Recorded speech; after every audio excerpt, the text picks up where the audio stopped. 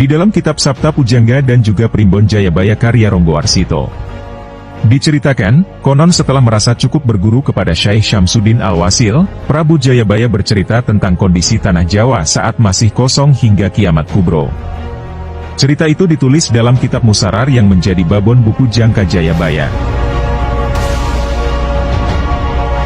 Menurut apa yang diceritakan dalam kitab tersebut, pada suatu hari Sri Sultan Al-Gabah seorang raja di Putra Persia sebelah utara dari tanah Arab, termasuk dalam lingkungan Turki Azi, tiba-tiba menerima perintah gaib untuk mengisi tanah yang masih kosong.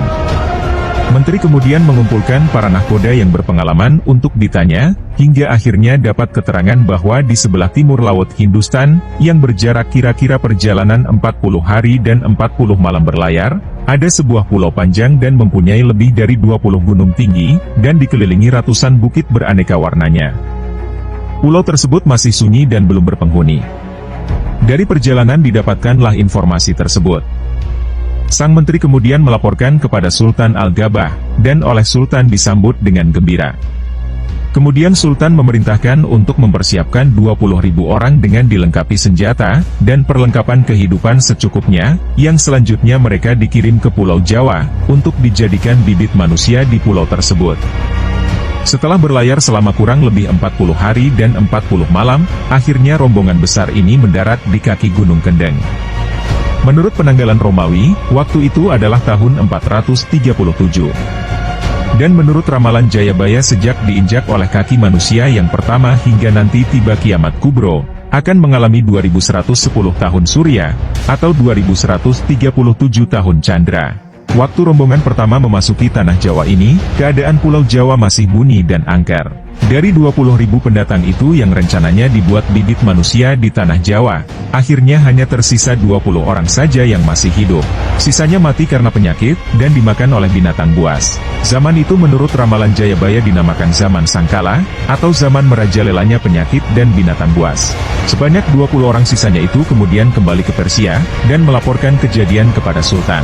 Selain sedih, Sultan juga marah dan kemudian mengumpulkan pendeta sakti untuk membuat tumbal, dan jimat untuk menantang para jin, setan, dan dedemit di Jawa agar pulau tersebut bisa didiami. Selanjutnya Sang Sultan kembali mengirimkan 20.000 orang lagi dari golongan bangsa Keling, Kandi dan lain sebagainya.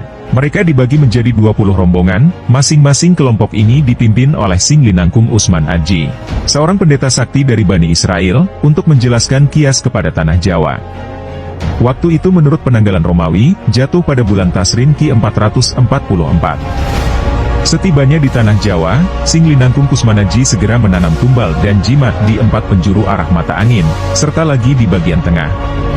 Tak lama kemudian, turun hujan yang luar biasa hebatnya, seperti akan terjadi kiamat. Dalam kitab-kitab kuno dampak cuaca yang seperti kiamat itu karena para jin, setan, dan dedemit yang tadinya penuh mendiami Pulau Jawa tidak tahan dan melarikan diri ke lautan. Setelah berhasil, mereka mulai mendiami tanah Jawa, dan bercocok tanam dengan bibit yang telah mereka bawa dari Persia. Menurut ramalan Jangka Jayabaya, tanah Jawa sejak diisi manusia yang kedua kalinya ini hingga tiba saat kiamat kubro, akan mengalami 2100 tahun surya, atau 2163 tahun candra.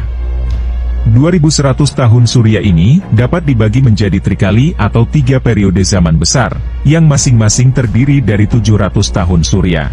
Dan di setiap periode zaman besar tadi, terbagi menjadi Sabto Maloko yang berarti zaman kecil, di mana masing-masing zaman kecil terdiri dari 100 hingga 700 tahun surya. Jika dikali 3 hasilnya sama dengan 2100 tahun surya. Cerita ini hanyalah dongeng yang kebenarannya tidak bisa dipertanggungjawabkan, sehingga hanya sebagai bahan pengetahuan saja, bahwa ada cerita sejarah versi yang sangat unik ini. Jika kalian suka dengan video ini, silahkan berikan jempol ke atas, dan jika kalian menganggap video ini bermanfaat, maka bagikan untuk teman-teman Anda yang lain.